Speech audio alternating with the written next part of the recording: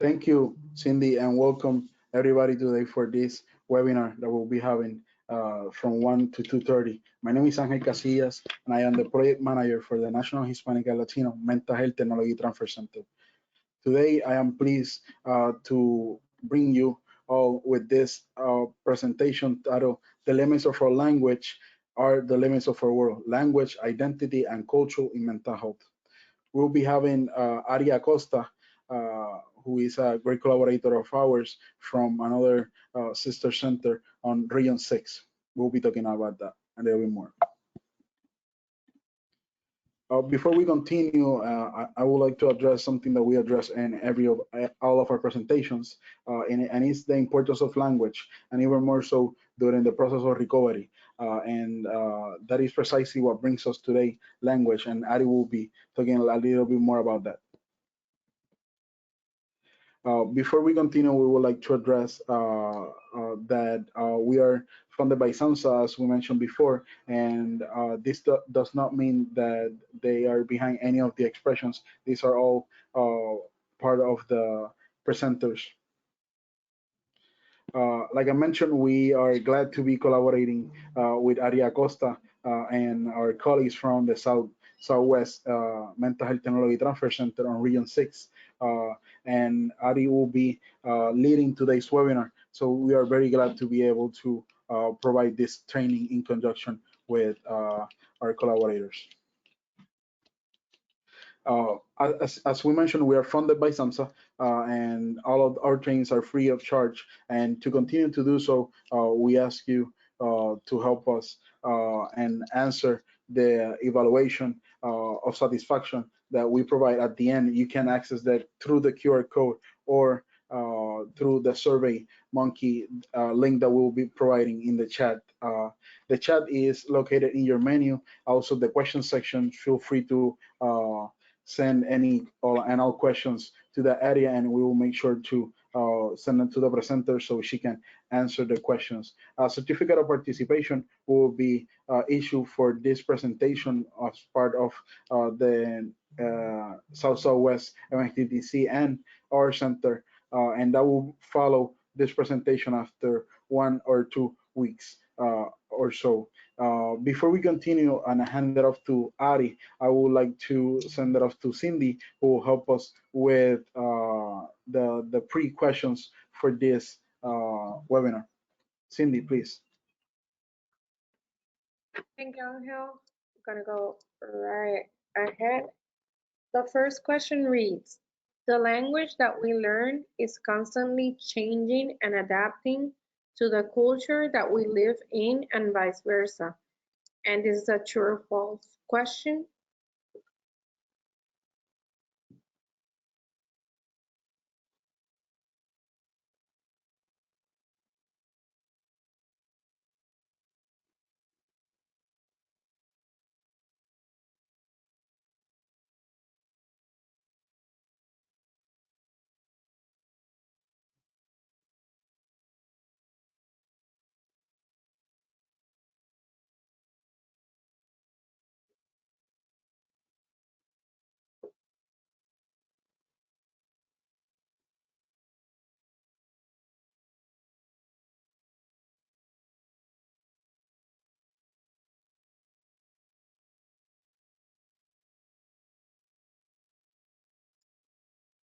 (97% said true, 3% said false). Our second question, language can change perspectives or the way we see the world. Once again, true or false.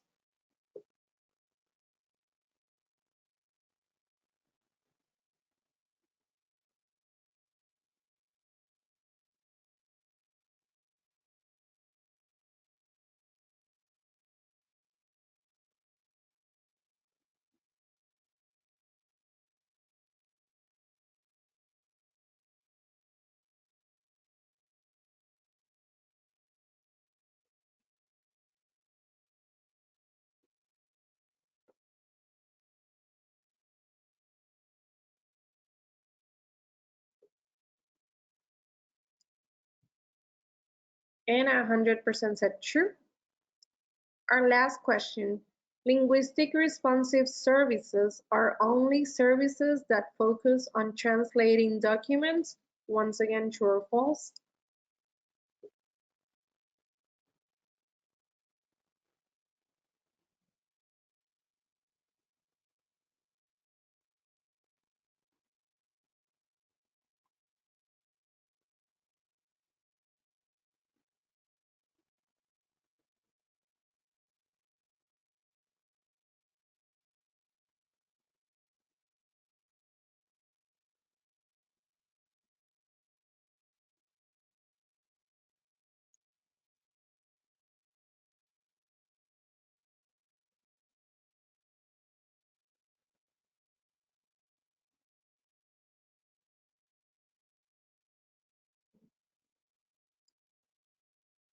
And 90% said false, 10% said true. Without further ado, I'm going to hand it over to Ari.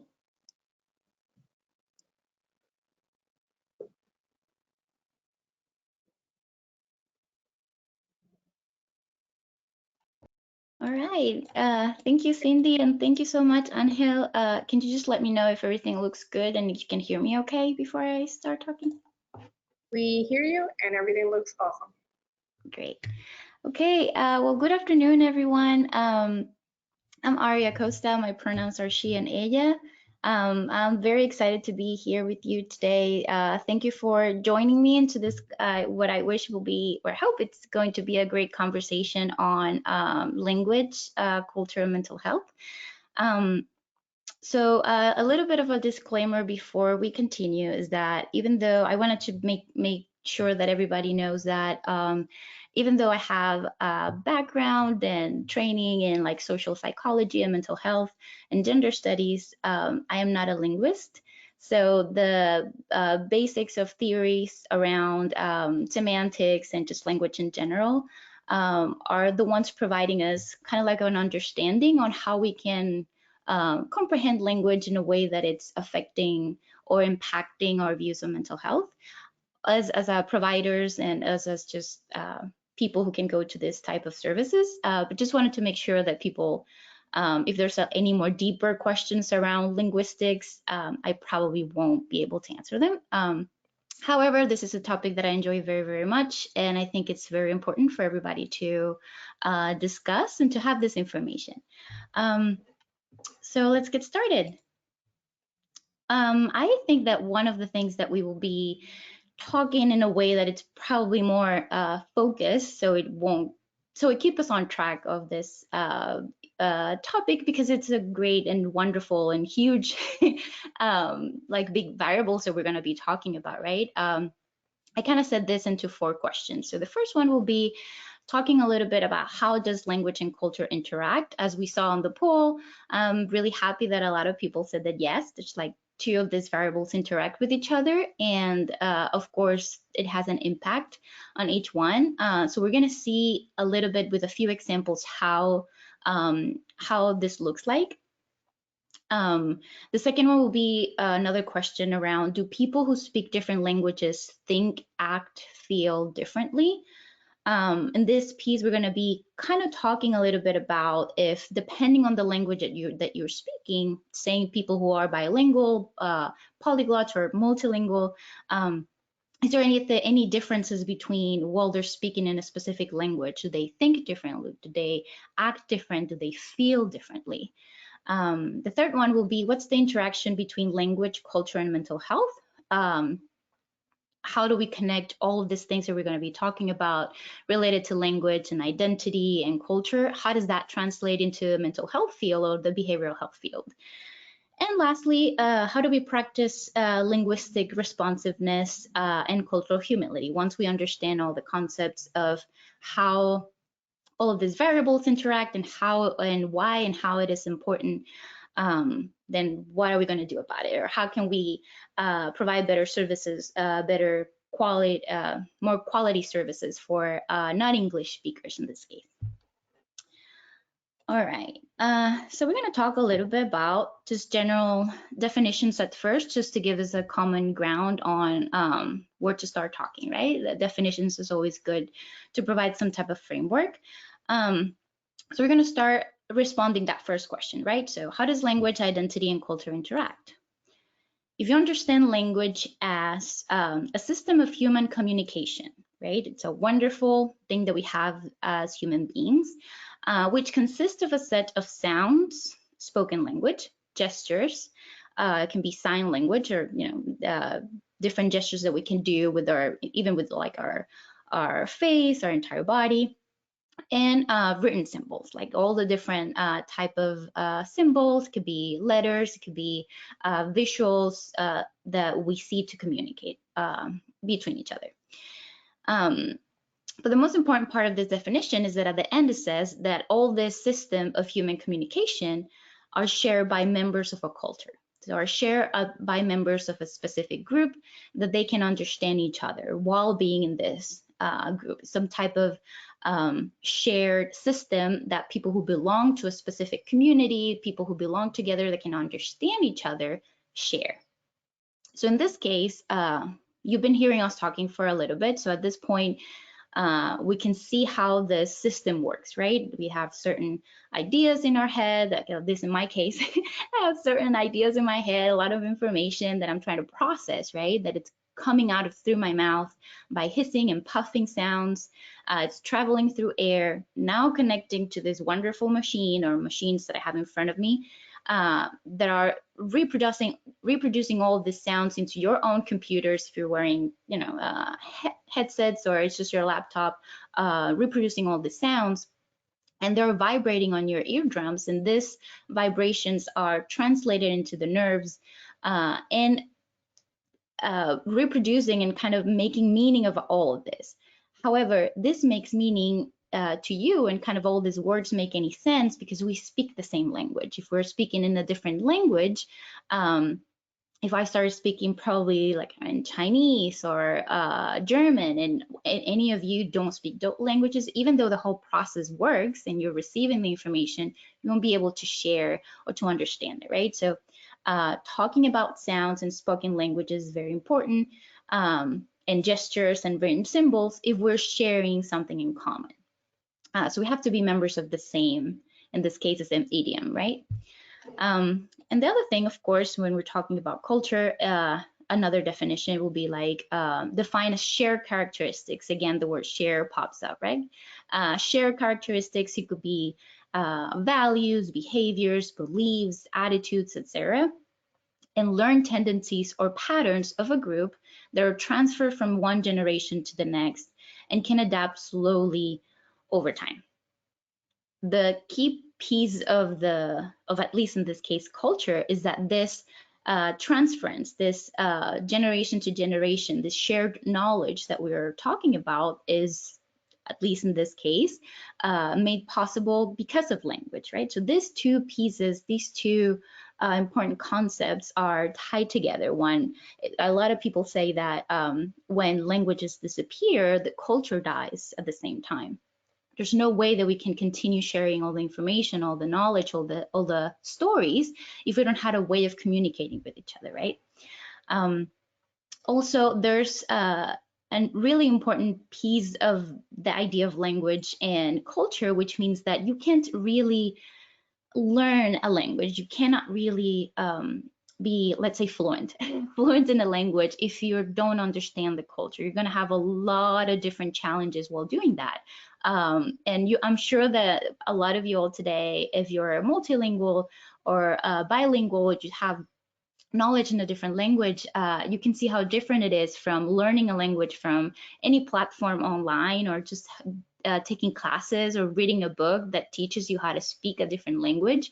But then when you travel, or you're like talking to a native speaker, a person who's bilingual in that language, you can feel like you don't know anything, or like the language might be entirely different. My dad is trying to learn English, and he's always telling me, I am finished Duolingo. I feel like I achieved all the steps, and I feel I'm supposed to be fluent now. But when I travel to the US and I'm talking to people, they talk too fast, or there's so many different words that I don't know. It's truly different. Like I'm usually used to the robotic way of pronouncing the words, or like really slow pace. And there's like general words that he's learning, which are different once you actually move to a place, once you actually visit a place and talk to people. So in this case, we say, of course, that learning a language is not only learning the alphabet or the meaning of the grammar rules and the arrangement of the words, but it is also learning the behavior of the society and its cultural costumes. Once you start learning about it, you can see, and it's very beautiful to see how the things that we say are based are an expression of our culture. I'm based in Austin, Texas, right? And I came from Venezuela straight to Austin. I've been living here for, it's going to be almost 3 years. Oh, actually, I think it's Monday. It's going to be 3 years now. And a lot of the things that I've been learning is how through language and through this English, specifically English that I learned in Texas, has some differences, right? So it's, I can see myself being greeting more people more often, like the whole idea of being more kind to strangers in the way that I say hello. Or I remember moving here and people would tell me, Ari, people are really friendly here, and I didn't know what it was until I start hearing and I start to communicate with people, right? Like saying hello and welcome and good morning. It was not just that. It's like it was a social norm to communicate more than those things, right? Or I notice as well that so I speak English and Spanish, right? So I notice that I can say sorry more often, of course, in English than when I do in Spanish. And it's because while I'm doing things, while I'm going to the supermarket and with people, when I used to be with people, a lot of people, for whatever thing that I did, if I'm like bumping to someone or interrupting whatever it is, I say sorry faster in English than in Spanish. And it's because in Spanish, in particular in Venezuela, we don't use the word perdón as often as like kind of to apologize for those little things. We don't use it as much. And now by like speaking English and Spanish, I can be speaking in Spanish and find myself saying sorry in English for those little things. So it's just a reminder of like how it's an expression of like the society that we live in, like specific place that you are. Language is an expression of that as well. You can see it even in little things like this. Okay, so these are a few other examples that we're going to go through today. We have different forms, right? So depending on the language that you're speaking, there's certain languages that has like different social, let's say, hierarchies for people. So that probably in language, we don't have those. So the word you, it can mean, you know, just, it doesn't matter the social, let's say, status or formality of a person. However, in Spanish, we have that definition, that very clear separation of respect, let's say it in that way, where you can say tú or usted, right? So in this way, depending on how you're talking, how you're referring to someone, even if you're asking, how are you, immediately after meeting someone, that level of formality or informality is established. Should any interaction, this is set up very, very quickly. Fun fact, I introduced my partner to my dad when they first met. And he was really proud of learning Spanish. And of course, he wanted to try his Duolingo skills. And he said, hola, señor Eudaldo, which is my dad's name. And ¿cómo estás tú? And my dad, knowing, of course, that he's learning, of course, a different language, it was like shocking a little bit, like, oh, it's a little bit of disrespect when he says that, because it kind of like we're used to doing this formal interactions. And if you don't do that, even if, of course, you're just asking, how are you? You're being polite. It shows this line, like this difference, right? Of course, my dad was fine with it. We laughed afterwards, but he was really ashamed. But he learned after. So this super small things that are very important. It kind of shows how important it is for Spanish speakers, at least in this particular countries, let's say, or communities where people were using these different terms, how important it is to show respect in this way, and it shows in language. Another thing is how there's a wider vocabulary in different languages, right? And it's a way of where you can tell how important something is depending on how many words this language has for that thing, that activity, that that object, or whatever it is, right? So we have descriptors for the same noun reflects importance of things and activities in our culture. There's this myth in linguistics that says that Inuit people, it's a community from I think Canada, they have 50 words for snow. So there are 50 words for ice water. You can imagine all the different terms that are, right? Like water that you can drink, water that you can walk on, water that's dirty, water, 50 different words for ice or for snow in this case, right? A lot of people thought that it was a myth, but actually, and it was a myth because the story said that it can be traced back to an anthropologist named Franz Boas. He studied life of the local Inuit people in Canada in the late 1800s. However, in 2013, actually, Igor Krupnik, another anthropologist at the Smithsonian Arctic Studies Center in Washington, carried out a research into the vocabulary of about 10 Inuit dialects. And he claimed that the actual myth was in fact correct. There are over 50 different words to describe the wintry Arctic conditions. What this means is that the richness of the language kind of shows us how important it is, or how important it can be for certain communities. Something like it can be an object or a dance, an activity, whatever it is, depending on how many words do we have for that. Because if we never say snow, then probably we'll only know the word snow for that. But if we use it, we live through it, it's part of our daily life. There's so many different ways that we can call it because it makes sense for our world to have different names for it. It's not the same calling snow for things that you can use for like cooking, for example, or all the different transformations. And it's more at one point, if you have to walk through it or walk on it, you have to have names for different like safer conditions. So he was saying that the majority of the words are related to even like a survival type of thing. We also have different words in the same language for the same object. And of course, when we talk about Spanish, and I love that the Spanish language is so rich and so different, and it varies from country to country. This is just an awesome thing that I love to share with people. There's like 17 Spanish words for popcorn. And if we see it, like, so I'm from Venezuela, so I use cotufas.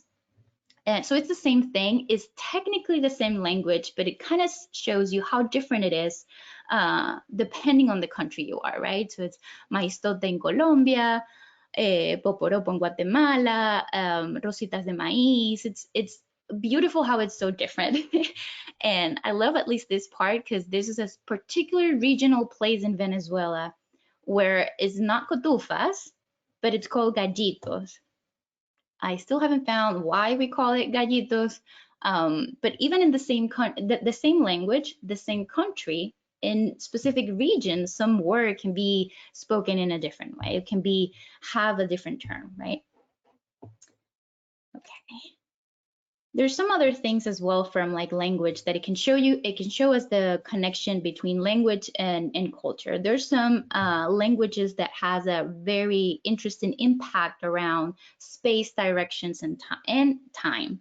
For example, if your language is English or your language is Spanish or whichever language where we are writing from left to right, we tend to put things from like starting to beginnings in that way as well. So if we even have the words for left or right, then we're gonna start measuring, like picturing and organizing our world in those terms, in the way that, for example, if it's a spatial thing, if it's a space, location,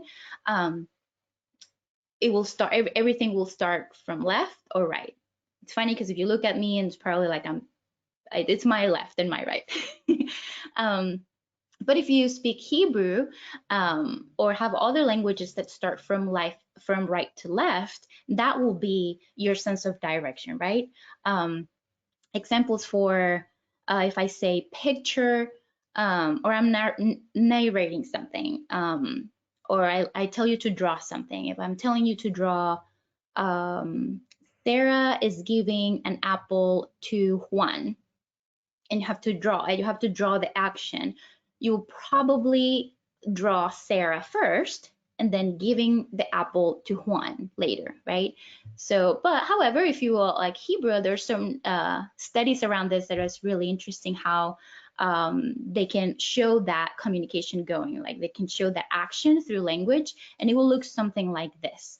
It will look, for us, it will kind of look backwards according to the story. If I'm telling you first, Sarah is the one giving Juan the apple. So our brain kind of tells us that the action should be from left to right instead from right to left.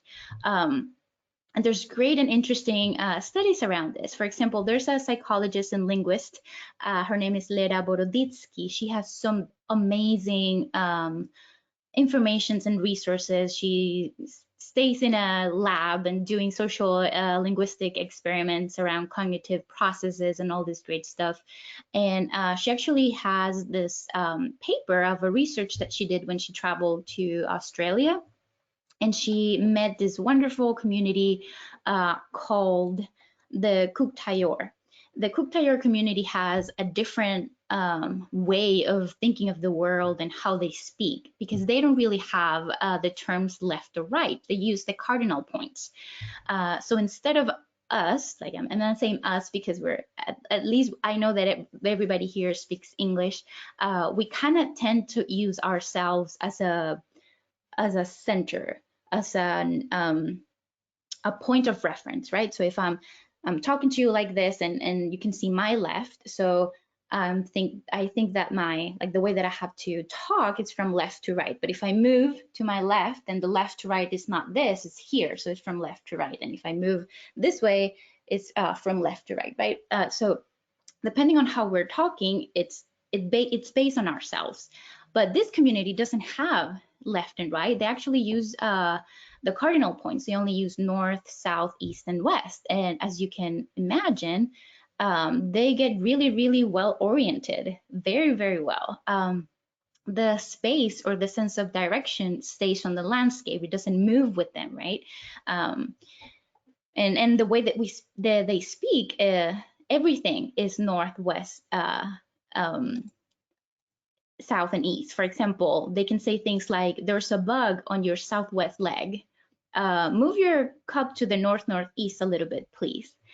Things like that. They don't use right or left, right? So this will give them a really high sense of orientation, which I'm really jealous because I'm terrible at it. We don't even use north side. We don't use that in Venezuela. So if you put the GPS and the thing starts talking, okay, go east, Ari. I have no idea where I'm going. So this community is very, very much well-oriented. In fact, the way that you say hello in Kuuk-Taayor is the answer to which way are you going. So it will be, hi, Ari, how are you? And you have to answer north, northeast on the far distance. How about you? So you couldn't get past hello if you don't know where you are, if you don't know where your position is, right? She has an amazing story on, she didn't know which way she came from because she flew. So she was like, well, I don't know where California is from that specific spot that she was on. So people thought she was pretty not trustworthy because she didn't know where she was, which was weird for a person that apparently they didn't think that nobody would know where they were coming from in those terms of language. So it was very interesting. So anyways, a 5-year-old in this community could know where they are located all the time on the landscape. There will be a wonderful person to kind of be located all the time, to know where they are geographically, right? But even a 5-year-old could know it because it's in that community and because that's the way that they speak. It's ingrained in their language and it's ingrained in their culture as well, which probably a person with a PhD in whatever other part of the world, if they don't do that to communicate all the time, they can be pretty lost. That's another great example of it, like how the way that the language that we speak can shape some of the things related to how we see space, time, directionality. There's some other experiments as well, really very, very interesting how timelines are differently. So because we see it from left to right, we kind of see space in a like horizontal way, instead of probably like a circular way or a way that it's just totally different. All right. This is a funny one and it's interesting, and it's very, very interesting if you're a gender study major or just are interested in these topics. Grammatical gender.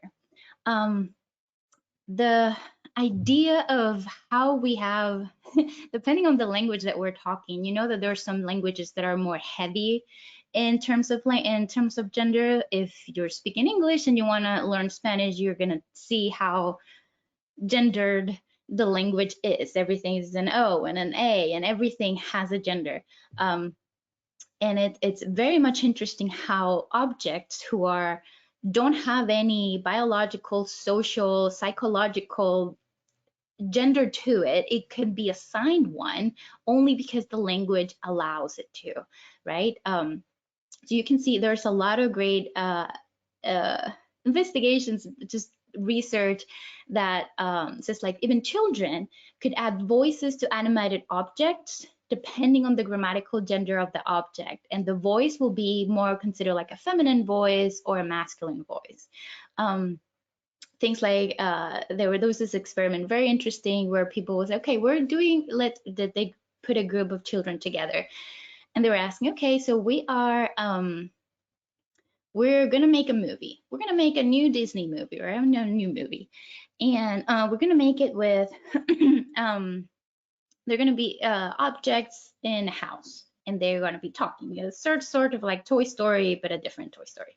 And they were asked the kids what type of personality, what type of voice will this object have, based on just the object. So like a clock or a potato or a bed, whatever it is, depending on the language, if the object has a grammatical gender to it, usually the behaviors and the voices will kind of match the socially gender assigned personality or activities or ways of behaving to this particular object. It's very, very interesting. And another thing, for example, is, let me see, this one. So in Spanish and in German, a key has different grammatical genders, right? So in Spanish is la llave, which is technically feminine, right? But in German, key is masculine. So people, when you try to describe this particular object, the people will refer it or will describe it with typically gendered words associated with it. So for Spanish will be, it's words like golden, intricate, little, and tiny will appear. But from German speakers, it will say things like hard, tool, metal, and useful.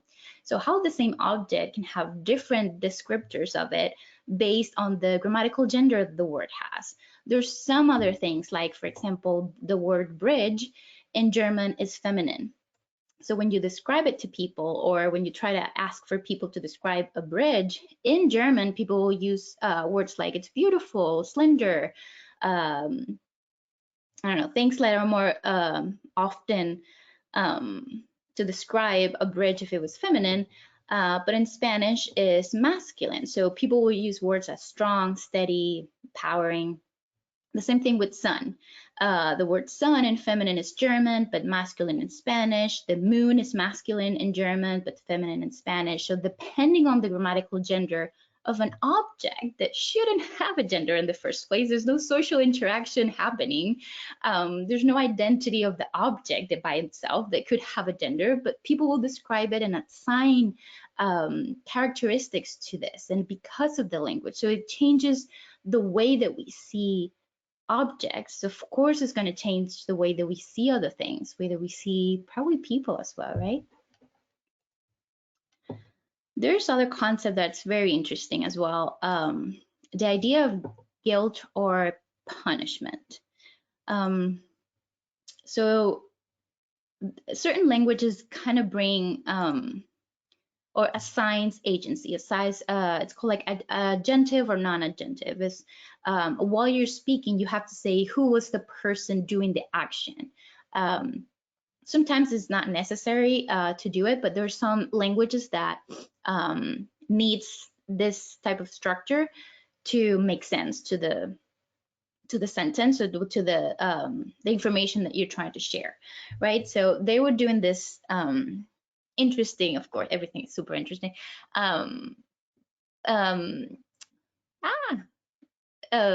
Research or experiment between English speakers and Spanish speakers, and they were showing certain videos to group of people, right? One group that spoke English and one group that only spoke Spanish, and they were showing a video of people doing intentionally or non-intentionally actions. And this is like the difference between what people said. So in the first one, there was a man who was writing. So in the first one, it says, people used to say for this particular video, say a man broke his pencil while trying to write with it. In this case, in this sentence, people needs the person that's writing it has like a particular cause, right? Like has like some part of agency through that. I don't know if that makes sense. It's like the man broke his pencil while trying to write with it. This is what happened. However, for Spanish speakers, the same video, the same action, people will say it in Spanish, el hombre estaba escribiendo y el lápiz se rompió, which in English means the man was writing and the pencil broke itself. So if you see, depending on the language that you're speaking, it kind of shows how the intentionality of the event changes a little bit, right? So it's like a man broke it, even though if it wasn't necessarily intentionally or not, we don't know it very well, but he was writing with it and he broke it. Well, in Spanish, the man was writing and the pencil broke itself. So it has like a different way of viewing what the event was, right? And the second one, it was, of course, a video again, and it's like a kid, he lost a balloon. But in Spanish, el globo se le fue de las manos, which means in English, like the balloon went off his hands. Like the balloon has some sort of attributions of escaping the kid's hands, right? And the last one, he put his arm down and picked up a sticky note. In Spanish, se le quedó pegado el papel en el brazo, which means the paper stuck itself into his arm. So it was very interesting in this. There was a lot more, of course, but it was very interesting how, depending on the language that you're speaking and you're narrating something, the idea of what happened, and it's kind of related to the structure of the language. Like, how do you structure a sentence, or how do you share information and kind of try to describe what is happening, right? So this has major implications for the idea of guilt and punishment. They use this, they try to do a different experiment where people, after watching these videos, kind of try to identify who was the person who did what. So for English speakers, they were more likely to remember the person who did it, even if it was unintentional or not. It kind of has more implications of who was the person who did it. While for Spanish speakers, this was not as important if it was an accident or if it was not intentional. So this is very important things to consider and to study, right? Like the idea of how individuals in general has some major causes or implications or intentions to certain actions, even though they were an accident or even though they didn't mean to. Lyra, this person that we're talking about, Lyra Boroditsky, that she kind of says how in English she learned her first language is German, and she shares a lot about how she learned how not giving causality, or not giving not saying who is the person in every sentence. It kind of feels like childish. Like if you did something or something happened in the house, it's like, oh, the vase broke, mom. It's like, no, what do you mean the vase? The vase didn't broke itself. Like you need to get some responsibility. Or when people, and she's saying, oh, when people say, oh, well, mistakes were made, it's like, no. Like it kind of, in the English language, that it's an idea of like taking responsibility, of like adding some individual cost to it, right? So this is very interesting in the way that we think about the world, right? Like the way that we think actions happen, the way that we interact with other people and with things, events that are happening with or without our fault. So this is another way, right? How like identity and culture, language are interacting all the time, and how one is an expression of the other, but how it's all changing all the time. This is based on specific languages, on just written language, spoken language, and gestures, right? You can say that my entire presentation, I've been moving my hands a lot. And that's part of communicating as well. However, there is another piece to it that it's called low or high levels of communication as well, that I think is very important. I'm gonna try to see, there's a quick video that I want to share with you. Let me see if you can hear it.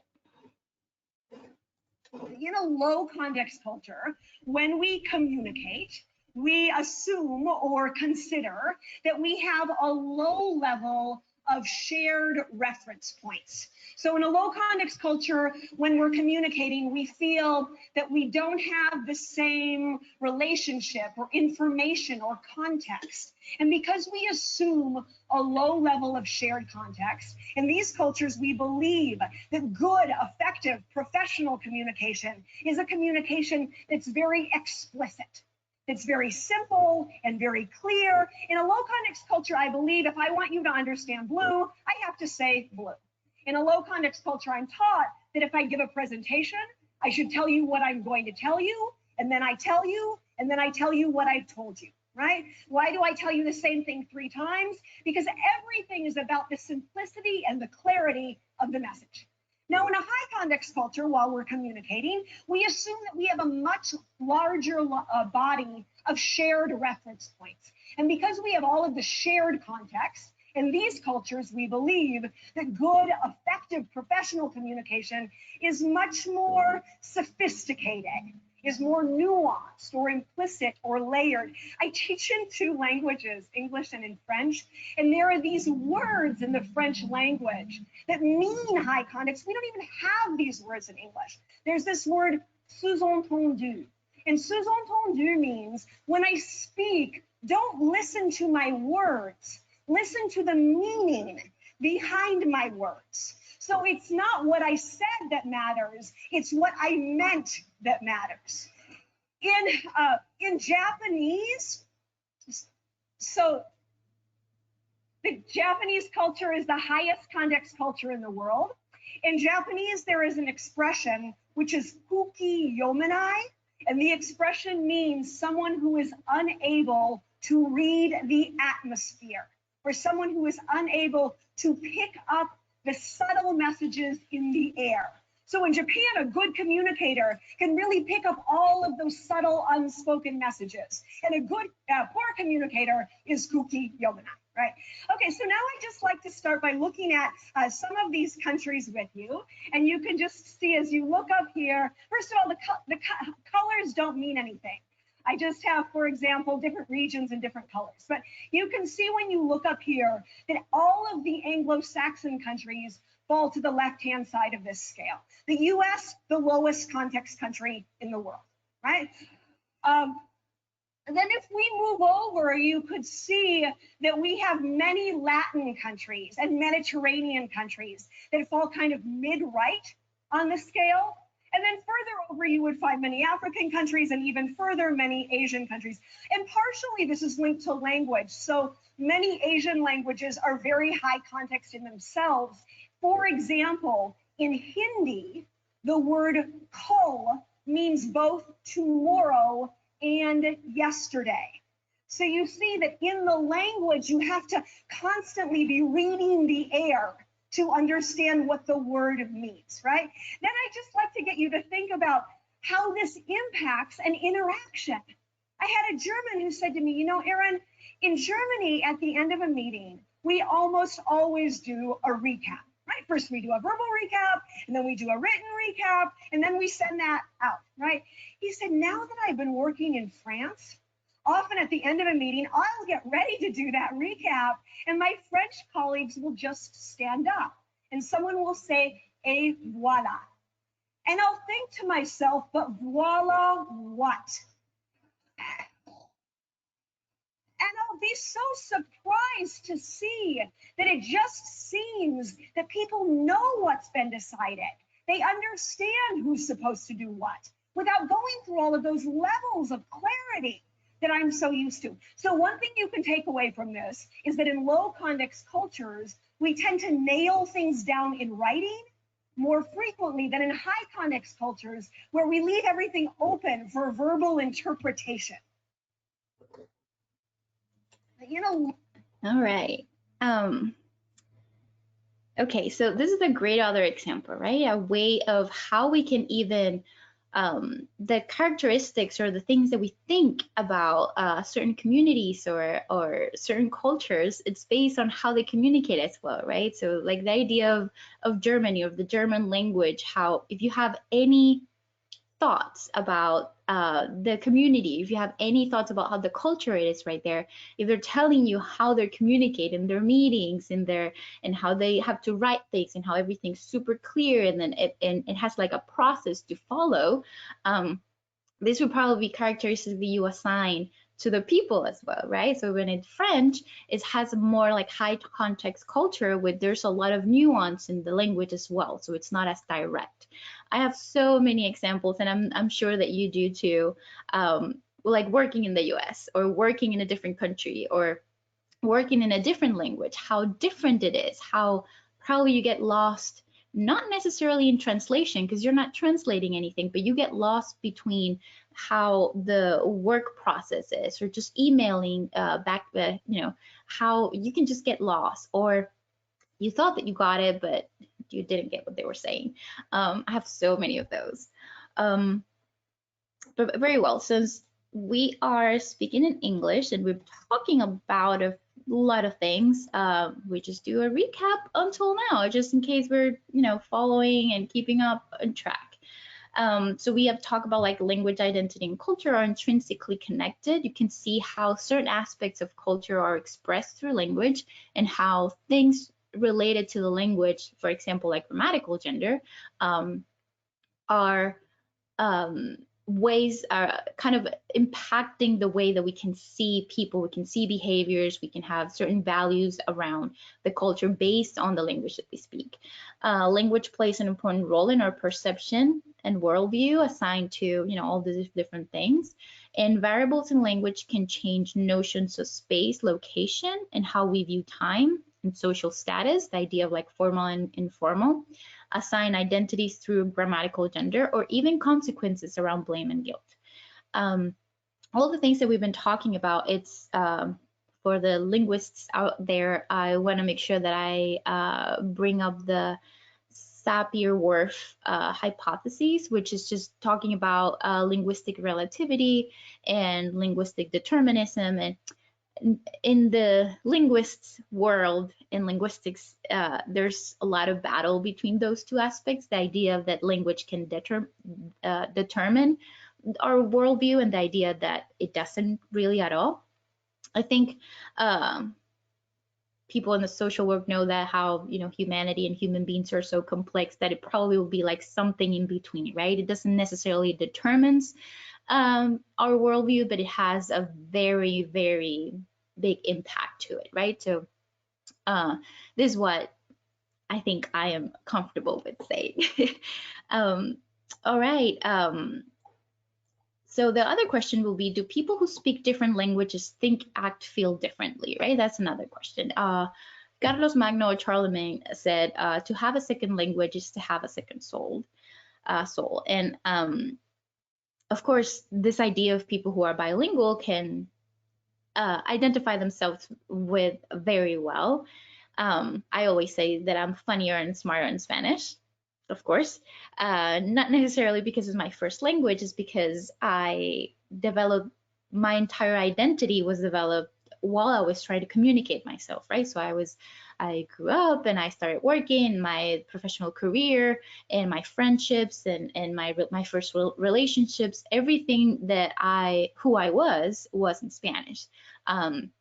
So I'm sure that the first language that you have, the first language that you feel more comfortable with, that you can assign your identity to, you'll have that identity with you. But if you've been talking the second language for a long time, if you've been rebuilding and reconstructing yourself and having more experiences in life in this new language, then you'll feel like you have two personalities. There's a lot of studies about this as well, how bilingual people feel like they have two personalities. They're probably not too far away from themselves. However, you can feel that there's a difference.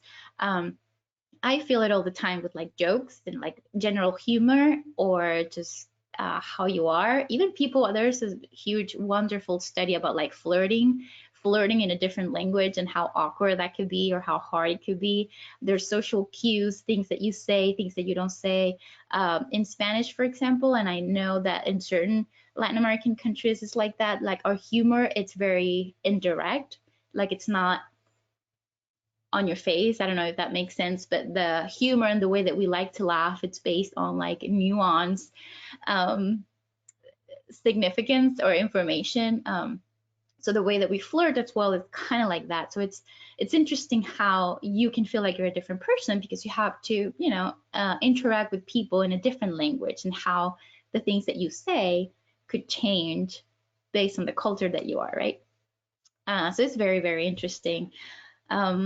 There's another study that it's not too old. I mean, it's now I feel like I see 2010 and it's not really that old. It's more than 10 years ago. So that's another conversation.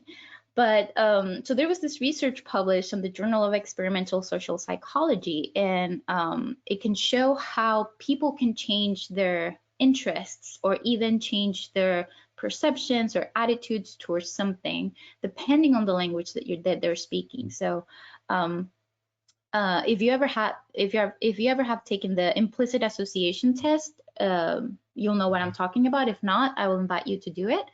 It's a really interesting test from like Harvard University, when it's a test around implicit bias. And in this case, they used it with people who spoke two languages, right? So I'm going to read very quickly the information. It says the researchers administered the implicit association test in two settings, once in Morocco with subjects who spoke Arabic and French, and again in the United States with Hispanic Latinx who spoke English and Spanish. So in Morocco, participants who took this test in Arabic showed greater preference to Moroccans' names. When they took the test in French, that difference disappeared.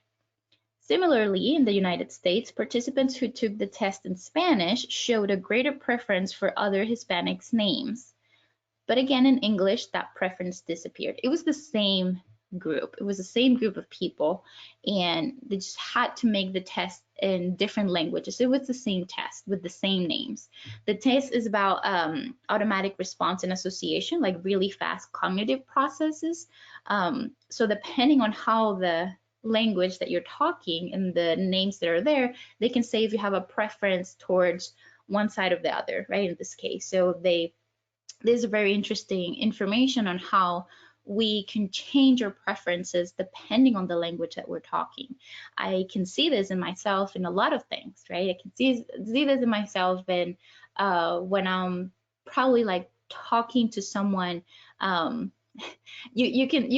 You will know if we ever talk in any, hopefully, more personal space, more tangible.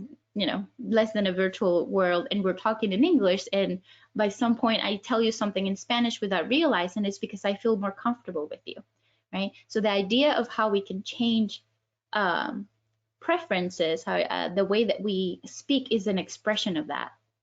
I find myself talking with people that they're friends from now. And there was somebody I didn't realize that I started talking to in Spanish with her. She's like, "Oh, Ari, oh, I'm so happy you spoke Spanish to me. I have no idea what you're saying, but I feel the love."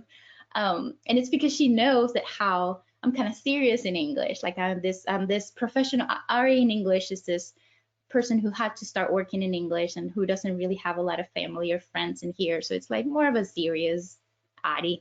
But when I start speaking in Spanish, I'm a whole different person, and I can have like even different interests. Like I can say that I'm more willing to do certain things like dancing or doing other things while I'm speaking in Spanish. But when in English, it's like a different way of being, right? Of course, there's other ways as well, part of language that it's part of the culture, and I'm sure you have a bunch of examples too.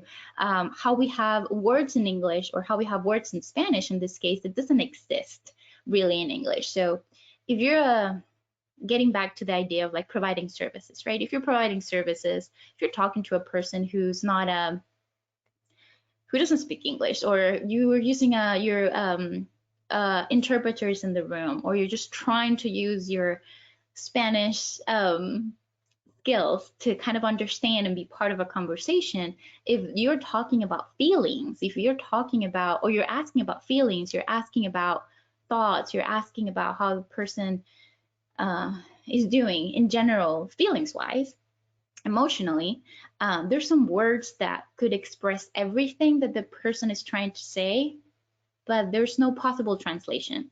So that's very, very hard, because you will only know if you're part of that culture and you kind of been using this word for a long time and it kind of clicks with you. Words with like apapacho. Apapacho is the most wonderful word if I'm feeling, and this is an idea of trying to translate it. If I'm feeling sad, but not necessarily sad, but I just want cariñitos. Like I don't think the word cariñitos exists. Like I just want mimos. See, we have like different words for,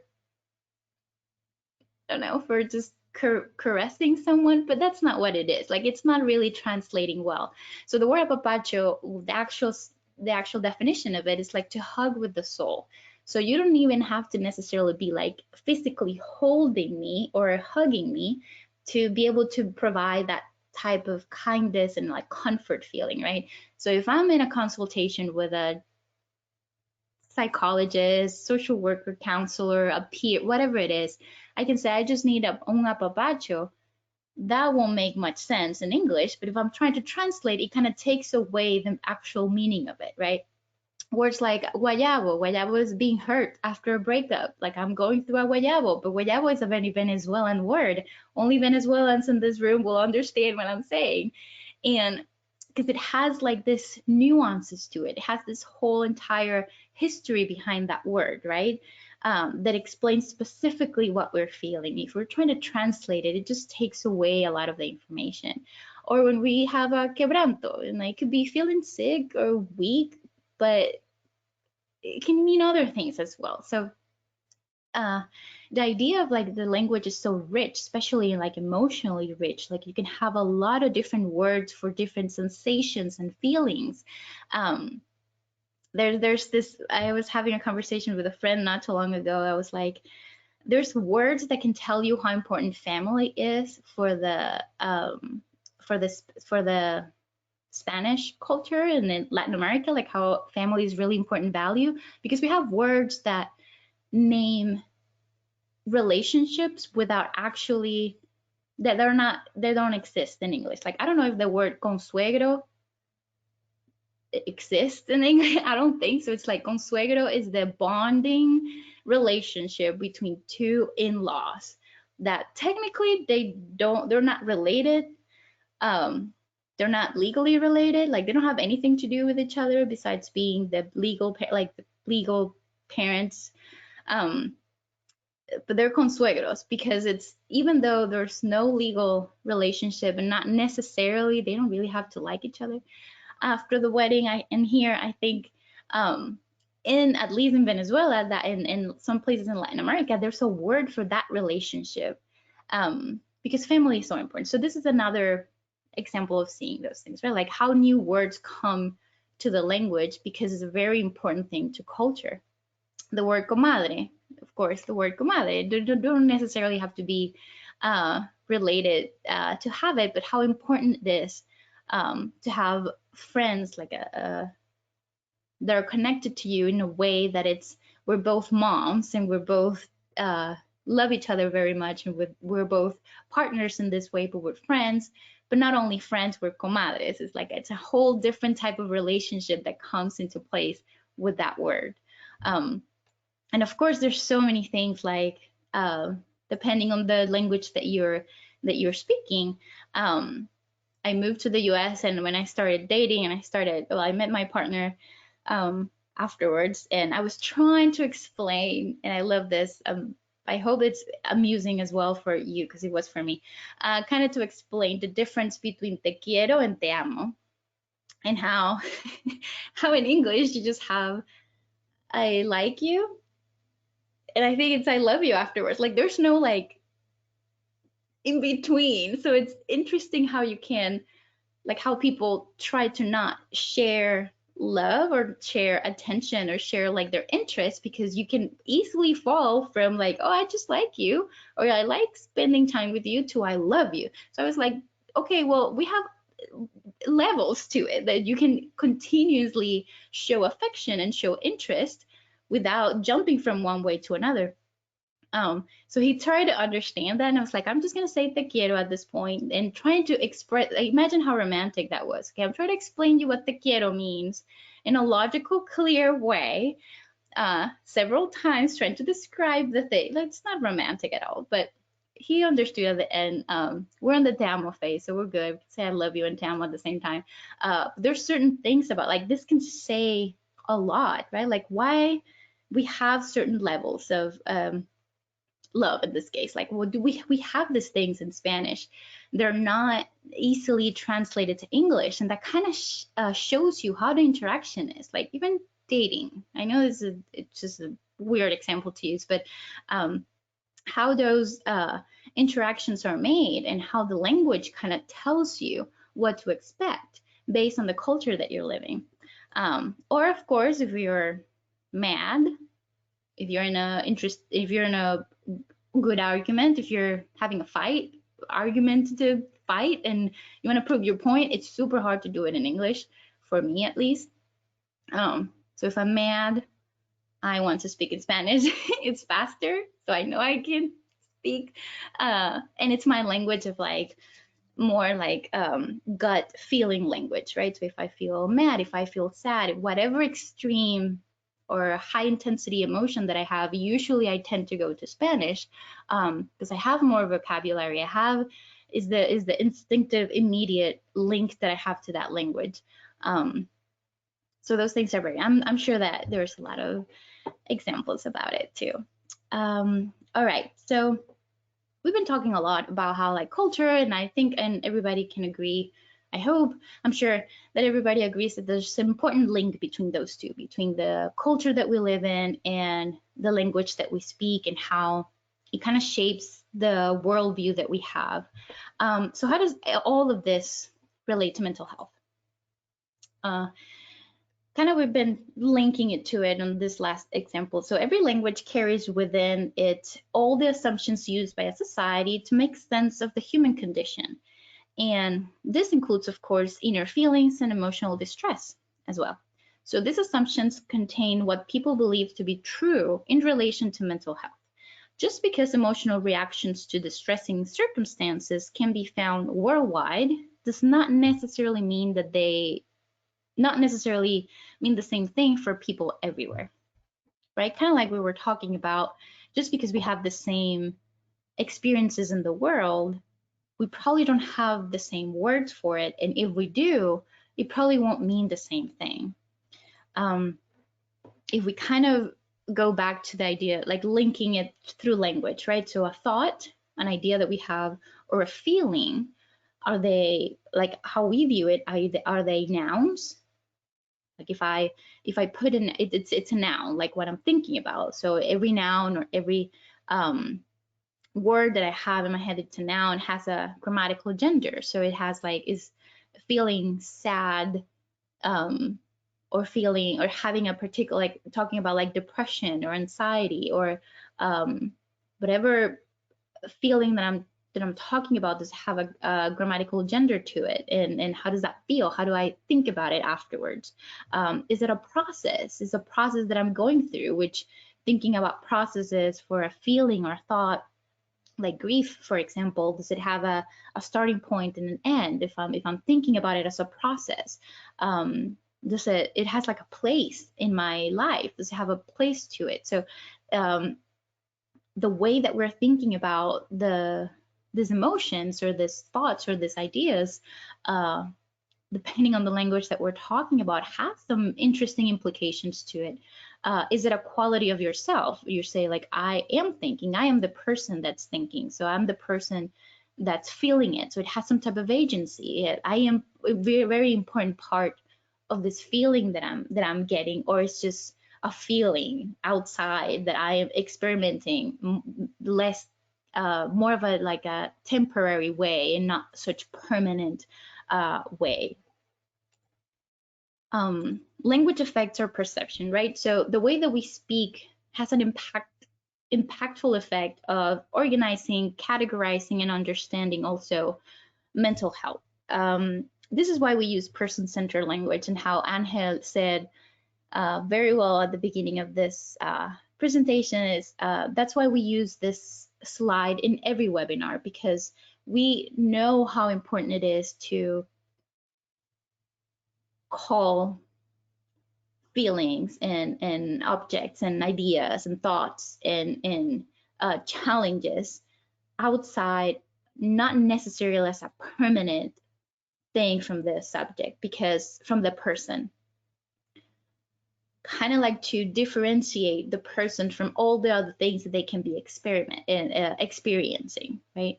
The person-centered language gives us the opportunity to think about the person more than just what we're talking about, more than the depression, more than the anxiety that they're experiencing, more than just that, more than just the challenges that they're going through. Because we know how important language is, how we name things, it's the way that we think.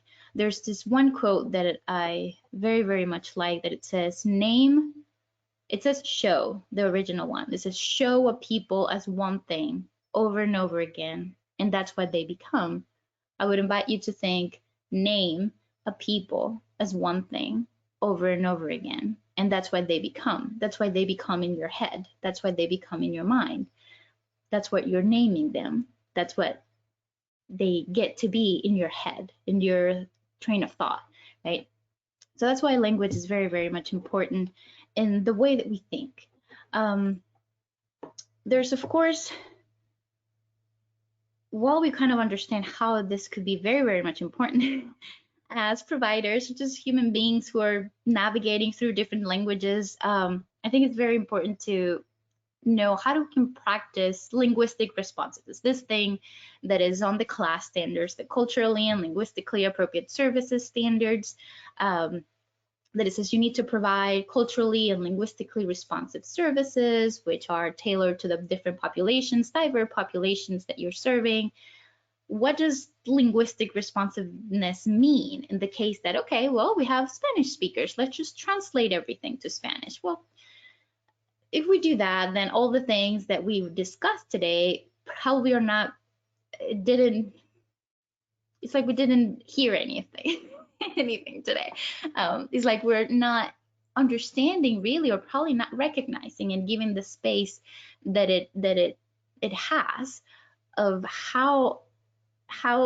what's the impact of this linguistic responsiveness. It's not just translating everything like this funny image, like try to translate don't yell to do not cry, right? And how, you know, impactful it can be, like how much of a dangerous translations can happen.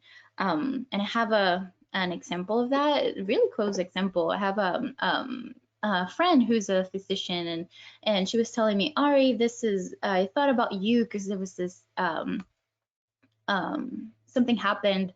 It was a long time ago. Something happened with this Spanish speaker man who came to consultation, and apparently somebody gave them the instructions, and they told him the instructions in Spanish, but he needed to take some medication. And when he went home, the cup that, I don't know how to explain, the cup that with the medicine has, the instructions taped on it, right? And the instructions said, let me see if I can use this super cool thing that I learned. It said, take the medication once a week, right? So for all Spanish speakers out there, once a week, this word once can be read in Spanish as once, right? Once, which means 11. So this person was taking 11 pills a day. He's fine. Nothing really bad happened, but he was thinking that it was pretty odd that he needed to take 11 pills a day. Why didn't he just, when they just gave it the right amount and the same pill? So of course, because of that, imagine if the person will actually be taking 11 pills a day, and how major of an impact that could have been for this person's health, just with one word. Okay. So the invitation will be understanding that language is a big part of culture and perception of the world, right? Like the idea of like the culture that we live in translate to the language that we speak. And the language that we speak kind of gives it a lot of information about the culture. We're having this really cool conversation on, like, for example, gender. Then how do we then, the idea of like, if we change the language, then we can change some aspects of the culture. And that is possible only if the transformation actually can be reflected. So for example, in the idea of gender is wonderful. So it's when you start to speak Spanish and you move your brain to English, which is a less gendered language, it doesn't mean like because the language doesn't have very grammatical gender, it's not sexist or not, it's not like inequality doesn't happen towards genders. That's not the answer. That's not what it is. But your brain kind of tells you to think about certain, for example, certain professions less likely because of the language. So when you're learning, if you don't have to differentiate, it can tell you, well, then it's a male, because if like male is like the default, if male is like male language or masculine terminology is like the default, then that's what it's going to do. However, there are some examples of how like the pronouns is a very wonderful thing. So you try to speak in plural a lot, so it kind of shapes differently in your head when you're talking. So you're being more inclusive when you're talking. You're using more words that are more for everybody. Really, if you're trying to like pick one language or the other, so it kind of gives you a very, and this is a conversation that we can have for hours, and I just want to be mindful of the time, but this understanding that language is a big part of culture and perception of the world is very important to have. Then one is feeding out of each other, like culture changings in societies can bring new words, and just the way that we are talking, and even just words from different language can have an impact in society. In Spanish, we have a lot of Spanglish words that probably won't exist if there's this new knowledge of this new language coming through, and like, oh, we have this word to name these things. I will hope that people in the US will use more te quiero and te amo to differentiate. Probably will be such a big deal, showing, attention, showing interest in the middle, but that's my own theory. Only translating information is never enough. Please, translating information just from language to language, it takes away a lot of the culture. It takes away a lot of the context, right? Like low and high context of information, like Erin Mayer was talking about, how important that is to actually understand what the other person's saying. Being careful of the information we're leaving only for translations.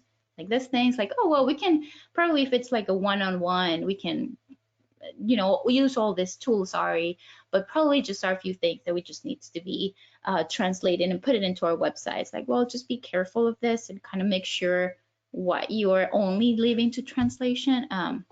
It's very important, just like the, you know, example of the pill. And of course, there's just a few things about working with interpreters. There's, of course, you know, certain things that could be useful. Sit in a circle or a triangle.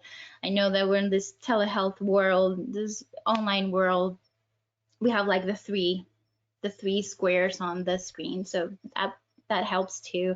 But positioning everybody, that helps to see nonverbal cues. So as we know, part of language is also talking a lot with your hands. In this case, if you have it, if you can, move your hands if you're able to. But also there's a very interesting, I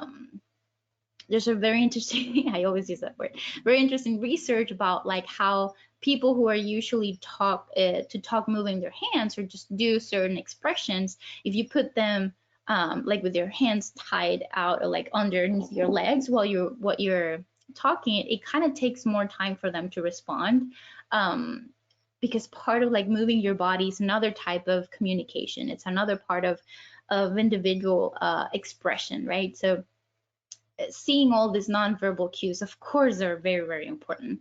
And there's another part of like cultural expression as well. Like if I really, really was bothered about the idea of like teachers saying you moving your hands is distracting about what you're saying. I want to make sure that you're saying, like, I'm understanding what you're saying. It's like me moving my hands a lot is like emphasizing what I'm saying. Like this is part of the communication as well. It's not distracting, it's part of it. And it kind of shows you how we communicate with each other. Pause frequently, of course. Allow time after one or two sentences for the interpreter to interpret for, I have no idea how to pronounce that, interpret for both you and the client. Ask open-ended questions, of course. Have questions if you don't understand, and encourage the client and the interpreter to do the same. Use teach back. That's always interesting. Have you done that? Like Google Translate, with like you put something, let's say in English, and you translate it to Spanish, and then you translate it to German, and then you translate it again to English, and it's totally different.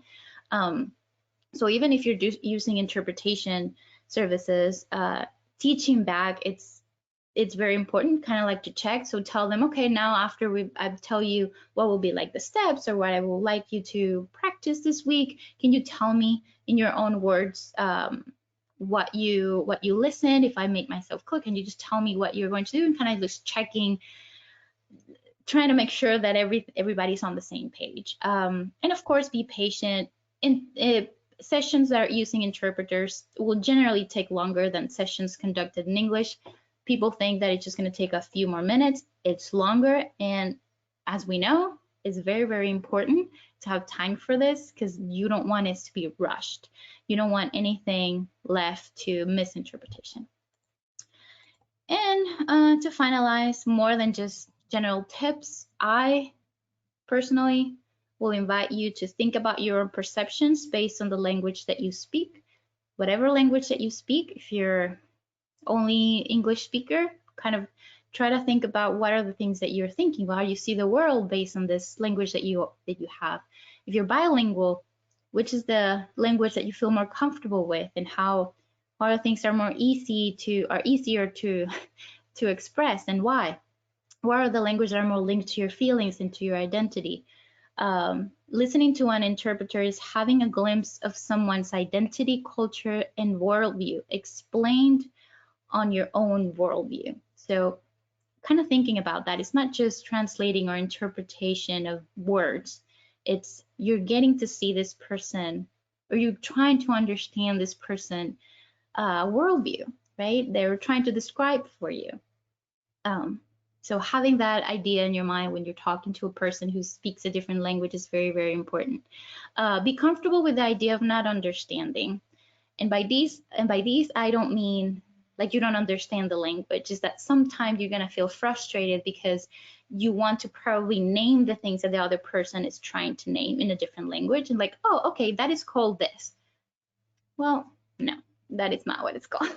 Or no, that's not what it is, or that's not really it, or oof, well, so whatever that you're receiving in English in this case is not 100% accurate, and that is okay. Meaning that it's okay to not know everything. So be humble and curious all the time. Practice cultural humility. Practice linguistic humility, understanding the language that you speaking is not really universal. It is not. Even if you speak English, English is not the same in all the countries who are English speakers, right? Same like Spanish is not the same in every country that you speak Spanish. It's not. So be humble and be curious about it. That's my invitation today.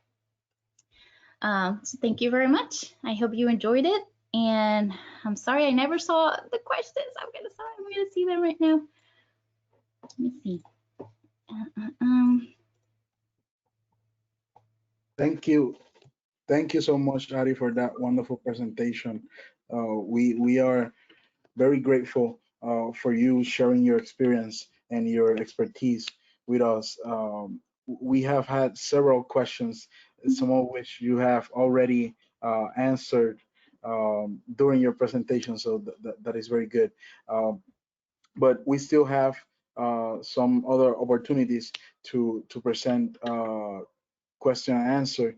We are having here lots of thank you and appreciation for your presentation. I have here an example that somebody mentioned about relating in another language and how a phrase can mean a lot. It says, "I'm trying to do my best." It's in Nayuwalt. It's a dialect from South America, and it says, "In Italy, in Cholot." It means tu rostro dice lo que tu corazón tiene. Your heart, your face says what you have in your heart. And we do think that that is a very good example of relating and how the different nuances and that are in language. We have an interpreter in our audience, so it is very nice to hear his thoughts. I have here a question: is there a recommended dialect if we translate our materials into Spanish? Like, say, is there a universal Spanish for translation? I think that's a very good question, Ari. That's a very good question. I mean, I think at some point everybody can understand. If you're speaking Spanish, there's of course words that everybody can understand. However, you're gonna get a really washed off information. So depending on what you're saying, if you're talking about like general instructions, you might understand, not 100%, but you might okay, I speak Spanish, I understand, but you're gonna be washed off for so much information, especially in the behavioral health field. We're not talking about building a chair, right? Even though it's sometimes like the name of the tools and the name of like spin or put, it can change. It can, but it can't be considered a dialect, because dialects are specific parts of like regional or part of a specific community that can be different from a country. And there's this great video. It's just like an 8-minute long, but it's called "How Difficult It's to Speak in Spanish," and it's in español, but it has English subtitles. It's on YouTube. I can share it with you later. It has like the same word in different countries means something totally different, like how careful you need to be. Yeah, I don't think it's like a really universal language, and that's the beauty of it too. Yes, I agree with you, Ari. And I have another question here that goes to the same area. When we request an interpreter at work, she says, we don't have an opportunity to request Spanish interpreters based on the location of the client is from. How do the interpreters interpret effectively? I believe that this is a great question, because this is precisely where we start creating awareness of both the similarities and the differences and the nuances that are inside all of our languages. Ari, but please, do you care to elaborate? Yes, you're right. I mean, I think part of it, it's the idea of like knowing that you want to understand 100% and like being comfortable with that. I think the whole point of like being culturally humble or like linguistically humble is to understand those nuances, to know that what you're getting is not really filled with all the information. Like you're not getting the real answers from the person, right? So it's kind of hard, and it is hard.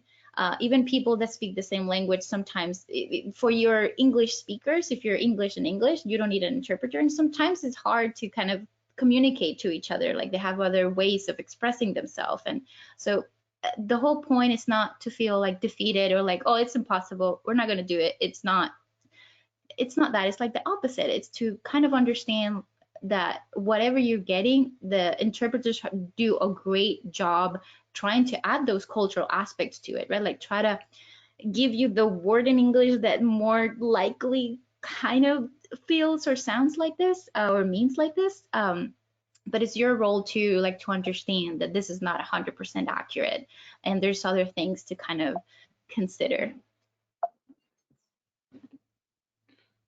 Thank you, Ari. I am there's a lot of questions, and most of them go into other resources that we could share, and I think that is an excellent opportunity for us to continue developing material around this area. I would like to comment that our center, the National Hispanic and Latino, we are close to publishing and some infographics regarding the communities of the Northern Triangle, and go into some dialects and phrases that are important for clinicians and for people to understand and try to make sense of the situations and the background stories of these people that they encounter. So do make sure to be aware of that. And I think, Ari, this opens the question if we are able to continue to do perhaps a more in-depth webinar on this, and that I could also think it could benefit our participants.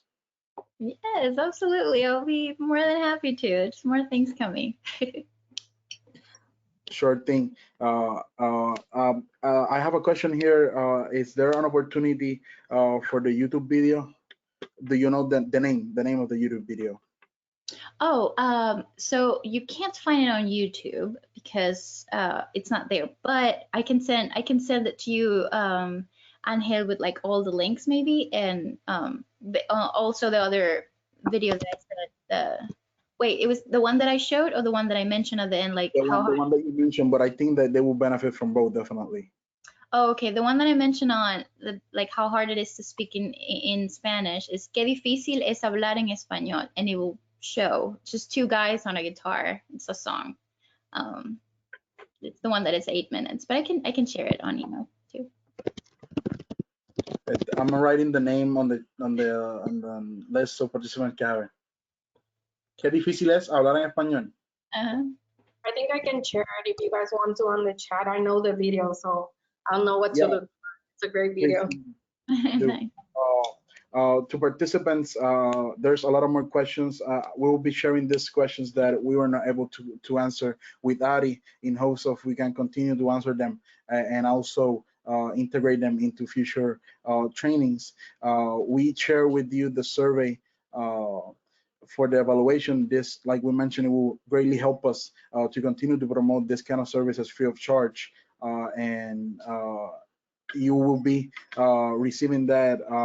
You have the link in the chat, and also you can scan it with your QR code. We are at the top of the hour, so Ari, we would like to thank you once again for the wonderful presentation, and I think the public agrees with us also. So thank you for being with us. Any other words? No, I'm super honored to be here today. You have no idea how wonderful it is for me to collaborate with National Hispanic and Latino MHTTC. So thank you all for having me and for talking to me in Spanish and English today. Gracias. Gracias, Ari. Thank you, everybody. Have a great day. Bye.